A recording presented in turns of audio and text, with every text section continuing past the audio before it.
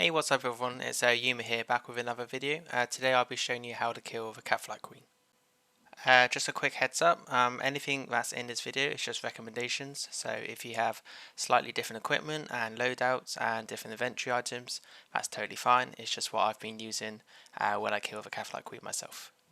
Just before we get into the fight, I'm going to show you a few things like inventory loadouts and equipment loadouts, and just a quick overview on the Kalphite Queen herself. So without wasting any more time, let's get into it.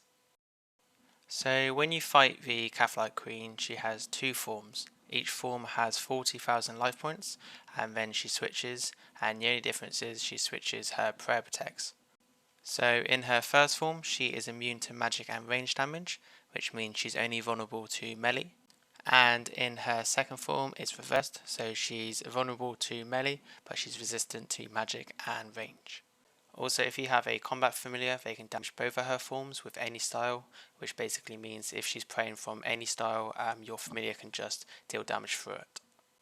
The next thing is the Kalphite Queen has 3 basic attacks, and you don't need to worry about these really, but the 3 attacks she has are Bite, Lightning and Spine. And Bite is her normal attack, so she'll just hit you that if she's not hitting you with Lightning and Spine. Her lightning attack hits you and anyone around you, so if you're in a team it will just bounce off and hit other players. And her last attack is Spines, which basically just drains 10 prayer points every hit. And if the Kalphite Queen is up against a wall, so if she's 10 squares away from the wall and a cocoon, she will spawn these Kalphite workers. And you shouldn't have to worry about these because they're not very powerful, they are just only aggressive, so they will attack you. But if you focus on the queen, and when she dies, the Kalphite workers will die with her.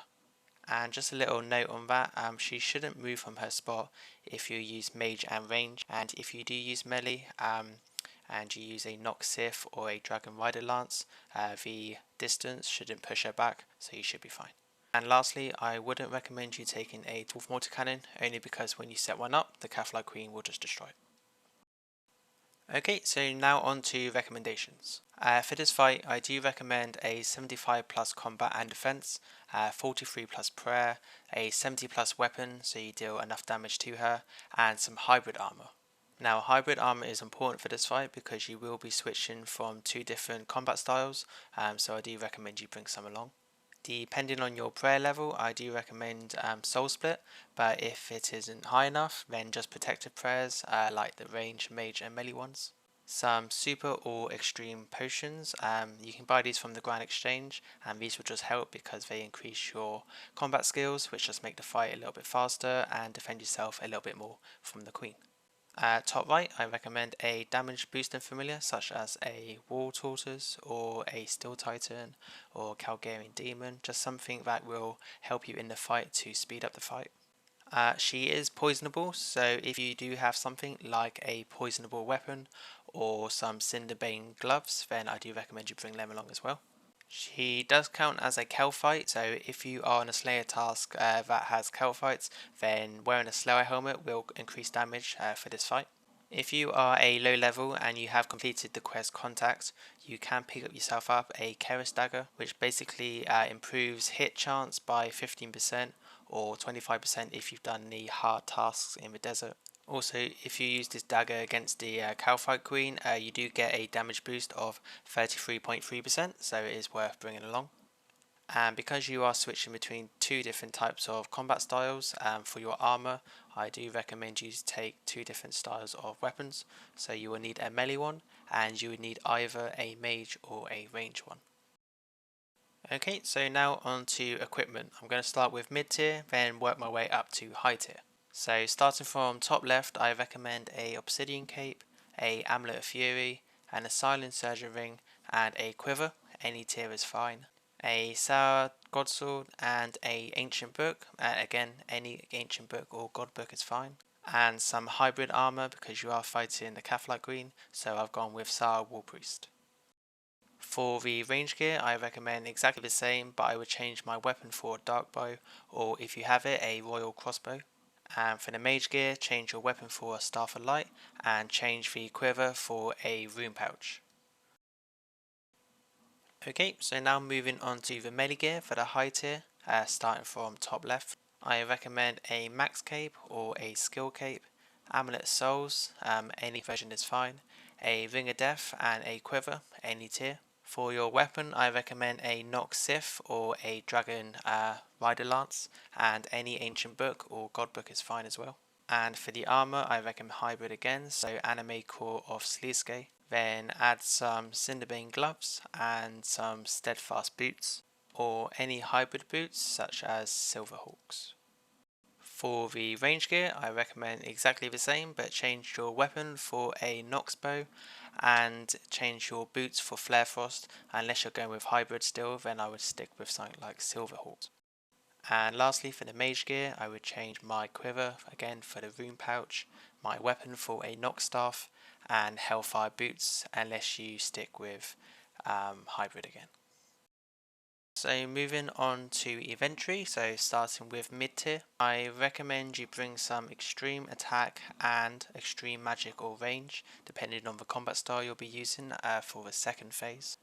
So super prayer renewal potions and some super restore flasks, some food, so I've gone with shark, a combat familiar, so a wall tortoise, and the pouch and scrolls. If you've augmented your equipment, I recommend bringing along some equipment siphons, just so you don't have to leave the fight. A enhanced Excalibur to boost up your health points, a spring cleaner is always handy to have on you, and a Elven Ritual Shard, which is basically an enhanced Excalibur, but it just restores your prayer, not your health. For the high tier inventory loadout, I recommend some Overload Flask or some Searing Overload Potions, some Super Prayer Renewal Flask and Restore Flask, and some food, so Shark. The combat familiar, I've gone with a Ripper Demon, but you can go for a Steel Titan, the pouch and scrolls.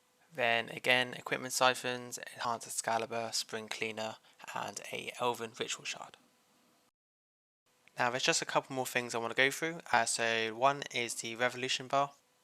These are just different abilities you can set up in your bar, depending on the combat style you're using, just so you're a little bit more prepared before you start the fight. I will leave a link in the description just so you can have a little look yourself. And lastly, something that's just really useful when you're fighting the Kalphite Queen, or basically anything that requires more than one combat style, or something that requires you to change your revolution bar, and that can be found in the settings. And what it does is, if you have a melee or a range or a mage weapon equipped, it will correspond that weapon to the correct revolution bar. So if you equipped a melee weapon, you will get the melee revolution bar. Then when you switch to a different combat weapon, it will change the bar automatically once you've equipped the other weapon. So this can be really useful when you're in a fight and you hotkey your weapons to your bar, so with a number or a letter, and once you press that number or letter to change weapon, it will just change the bar automatically. So to find this setting, you need to go on settings, then click gameplay, then click action bar binding. Then you want to tick the option where it says weapon style and action bar preset. So everyone has different revolution bars and they are numbered different depending on each person. So my fifth one is my mage. So what I would do is press number 5 on the drop down under preset. Then I would change the style and I would drop down to mage. And my fourth one is melee, so I would do exactly the same. I would drop down and press the fourth one, then change my style to melee. So now what I've done is every time I equip a mage weapon, a mage two-handed weapon, my revolution bar will automatically go to the fifth one. And the same with melee. Every time I equipped a melee two-handed weapon, my revolution bar will automatically go to the fourth. And this just makes the Kalphite Queen even more AFK, because all you have to do is press one button instead of pressing one button for the weapon and then another button to change your revolution bar. If you're still a little bit confused, then don't worry, because when I show you how to kill the queen, I will explain a little bit more every time I switch my weapon, every time she changes her phase. Okay, so now we have all of that out of the way. Just before we get into the fight, I'm just going to show you a couple of ways of getting to her. So the first way of getting to the Kalphite Queen, and probably the longest way, is by going to the desert. Now if you haven't fought her before, this is the way you want to go. So you want to start off by going to Al Kharid and then teleport to the lodestone.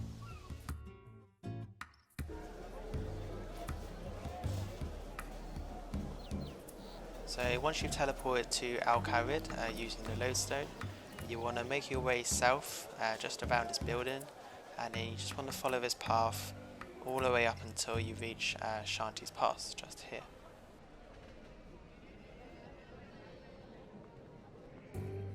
Once you've made your way to the pass, you just want to go onto the map, and the direction you want to go is here, and then the entrance to the cave is just here. So if you go through the entrance, then make your way west around this corner, and then just continue to go straight west until you reach the cave.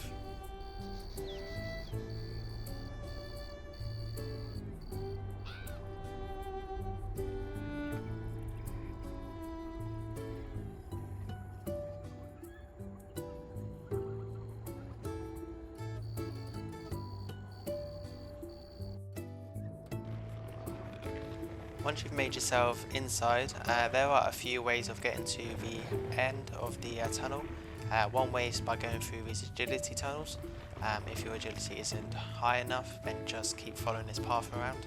A little tip is, if you look on the map, you can actually see the end of the tunnel where you need to go, and if you just click it, then your character will just trail the path until it reaches the end. You shouldn't have to worry about these Kalphite enemies on the way. I don't think they are aggressive to you, so you just keep going until you reach the end.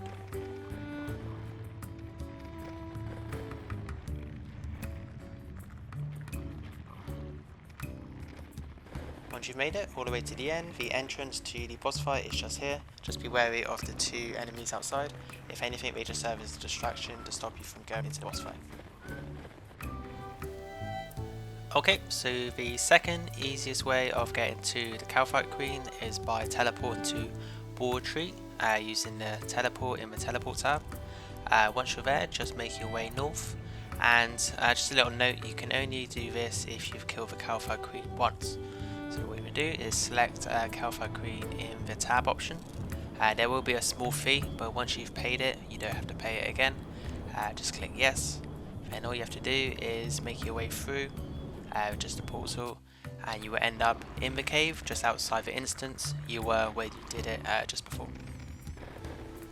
Okay, so one more thing before we get into the boss fight is I'm going to show you where to get the Keris Dagger. Now, to get this, you would have to complete the quest Contact. Then once you've completed it, if you do ever lose it, just teleport yourself to Al-Kharid, then make your way into this big house, and then make your way through the doors. Now, if you've completed the quest Fight Club, you would have to speak to someone called Osman or Osman in here.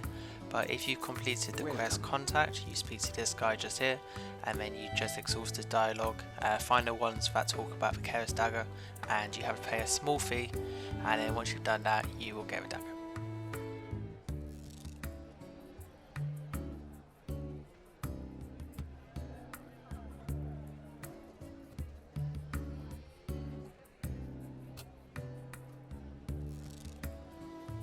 Okay, so now we have all of that out of the way, I'm going to show you how to kill a Kalphite Queen.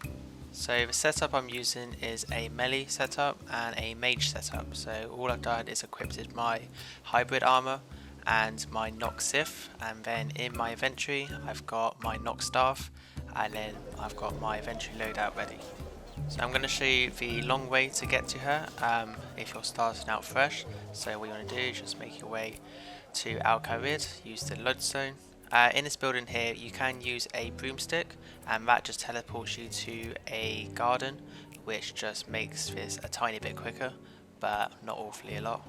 Then make your way through this entrance, and then carry on until you make your way to the instance.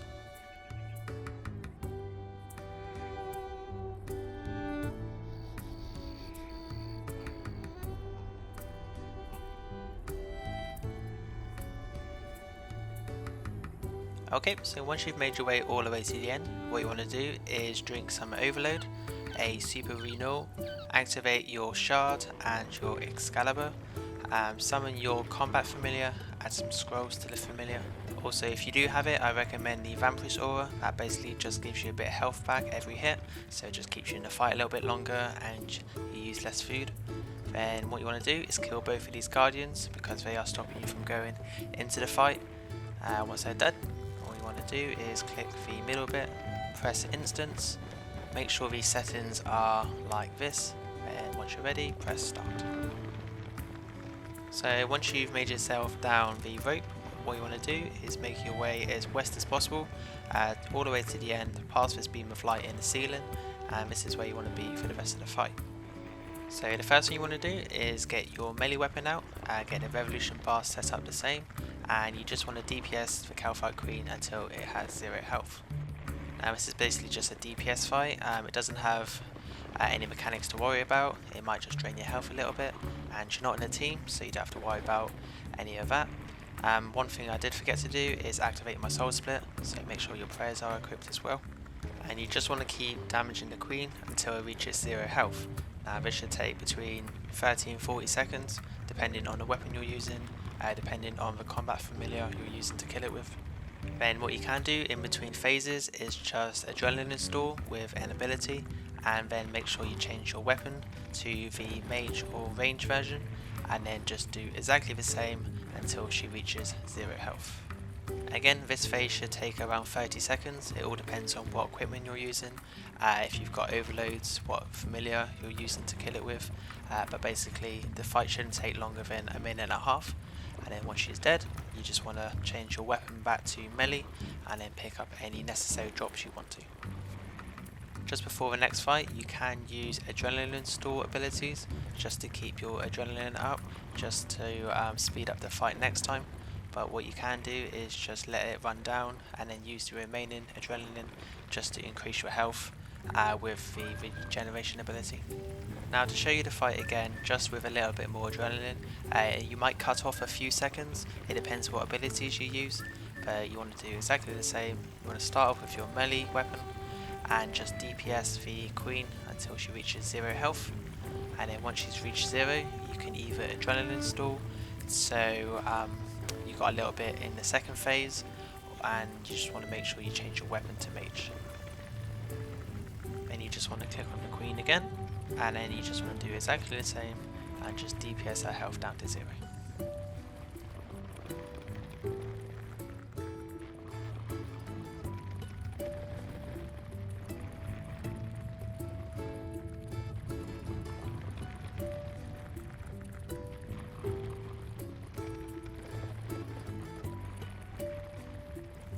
One thing to note is if your prayer renewal and your overload has around 2 to 3 minutes left and your prayer points are around 600, you can take a sip of restore just to bump up your prayer points to like 900, and that should last you until your potions run out. In this fight I did let my adrenaline run down to 0, just so I can get a little bit more health back, and this isn't necessary if you have soul split and your vampirous aura, because those two alone will bump up your health enough, but just to be on the safe side, if you are starting out, you want to make sure your health is like at the top, so you've got more chances to react if it does get a bit low. There's one thing I want to show you, and that is when you change your weapon, it changes your revolution bar. So I'm going to kill the Kalphite Queen in the first phase until she reaches 0 health, and once she is dead I'm going to get ready and change my weapon. So you see, if I change it to mage, my revolution bar changes as well.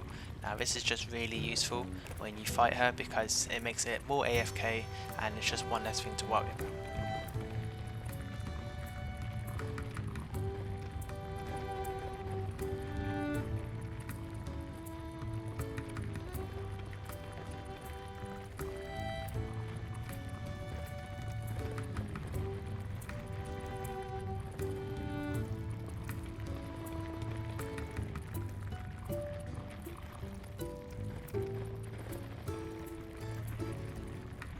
So that is basically it for Kalphite Queen. Again, another simple boss, not a lot of mechanics that will screw you over when you're killing her. You can solo her pretty easy, even with War Priest. I did use anime Sliske in this one, but War Priest is just as fine. Just make sure you have enough food if you are starting out new, just to bump up your health.